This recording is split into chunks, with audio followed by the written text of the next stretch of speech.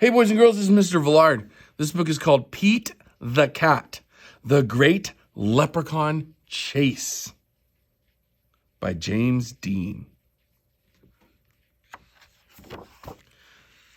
Pete the Cat, The Great Leprechaun Chase by James Dean.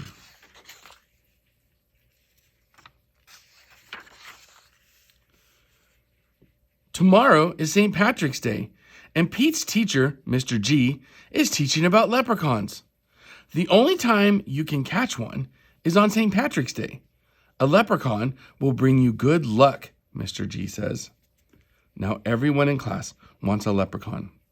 Pete gets a great idea. He will open a leprechaun catching business.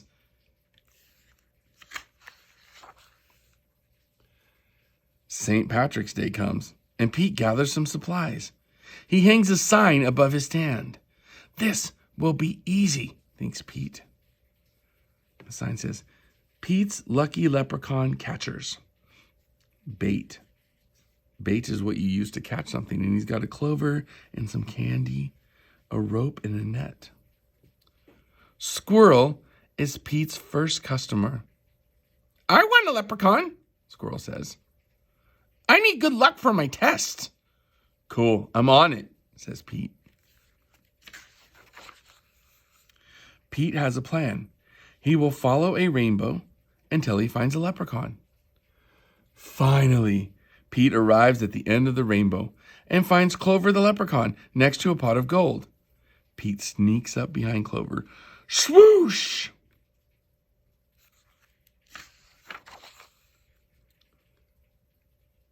But Clover's too fast. Did you think you could catch me this so easily? He asks. Once there was a cat named Pete who thought nabbing some luck would be neat.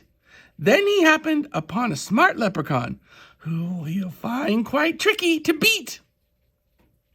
Clover disappears in a puff of green smoke.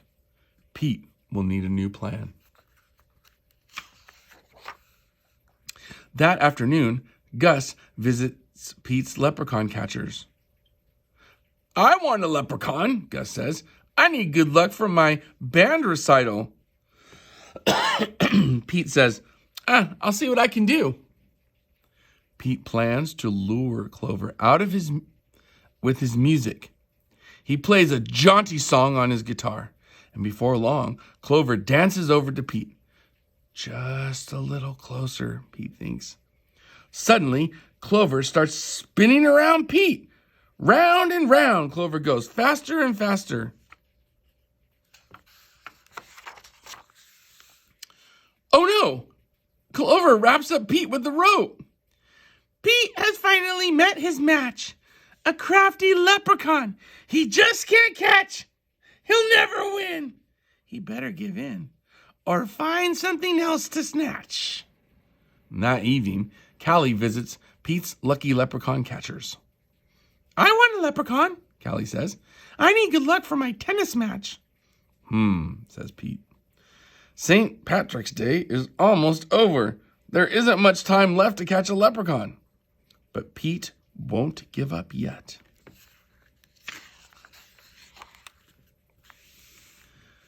Pete sets a trap for Clover. Before long, Clover tiptoes up to the trap and sniffs the air. I love candy, he whispers, peering under the box. Pete waits very quietly. Crash! Pete rushes over and checks underneath the trap, but it's empty. Clover skips away. Pete has tried many a plot, but still I haven't been caught. And isn't it dandy? I even got candy, while Pete ends up with squat. Pete has an idea. He follows the trail of spilled candy to Clover's secret hideout. Pete sneaks up behind Clover. Swoosh! Pete finally catches Clover.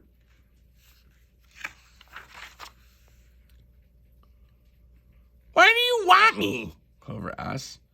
I'm helping my friends who needs some extra luck, Pete says. Luck doesn't come with having a leprechaun, says Clover. You and your friends have each other. That already makes you as lucky as can be. Could Clover be right? Pete is one very lucky cat. A lucky cat doesn't need a leprechaun. He lets Clover go.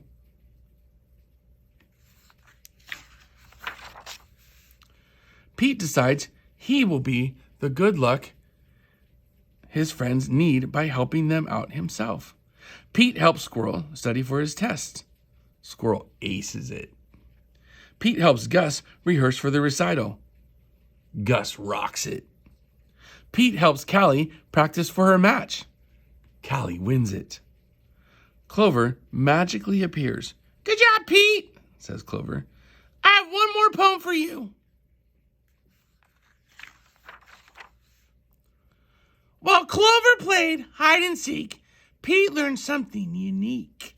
The luck that you make beats luck that you take any old day of the week. Happy St. Patrick's Day. Seems like a good lesson to learn. This has been Pete the Cat, the Great Leprechaun Chase by James Dean. I hope you enjoyed it.